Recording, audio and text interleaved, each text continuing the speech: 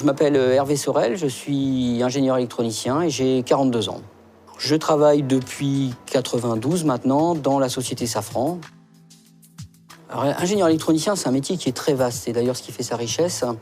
On va dire principalement, on nous fournit des besoins, des spécifications, qu'on traduit en schéma, puis en cartes réelles qu'on fait fabriquer. Ensuite, on les teste, on les met au point, on les intègre, on les qualifie et on les monte sur équipement. Alors les équipements, ça peut aller de l'avion à l'hélicoptère, à la voiture. J'ai travaillé aussi pour les téléphones portables.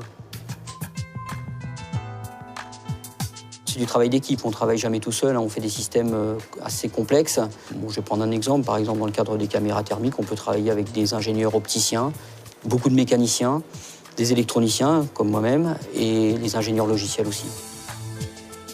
Pour être ingénieur électronicien, je crois que c'est comme tous les métiers techniques, il ne faut pas avoir peur de se lancer, il faut avoir pas mal d'imagination et puis beaucoup de rigueur surtout.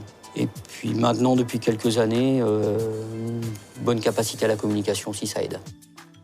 Toutes les spécifications sont écrites en anglais, les normes internationales sont écrites en anglais.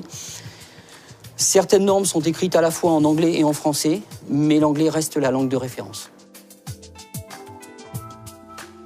Les formations qui conduisent au métier d'ingénieur électronicien, il faut partir d'un bac scientifique ou technique principalement. Après, classiquement, on intègre une classe préparatoire aux grandes écoles et ensuite on intègre une école d'ingénieur. Dans les domaines de l'électronique, de l'électrotechnique ou de l'automatique, du logiciel aussi. Il est aussi possible d'accéder au métier d'ingénieur électronicien en passant par l'université et par une filière scientifique et technique de l'université, master par exemple.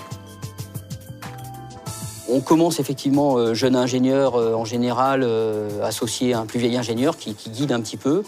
Et ensuite, ou bien on reste dans la technique et on évolue vers l'expertise technique, ou bien on peut évoluer vers le management, ou bien vers du management plus hiérarchique. Bon, personnellement, la voie que j'ai choisie, c'est la voie de l'expertise. En fait, c'est celle qui permet, au cours du temps, de prendre de plus en plus de valeur en fait, et d'apporter de plus en plus à la société. Au-delà de ça, c'est un métier qui est très très exigeant techniquement parlant, où on attend beaucoup de nous, et donc c'est très valorisant. Et puis bon, on sait qu'on a une responsabilité sur les épaules aussi quand même.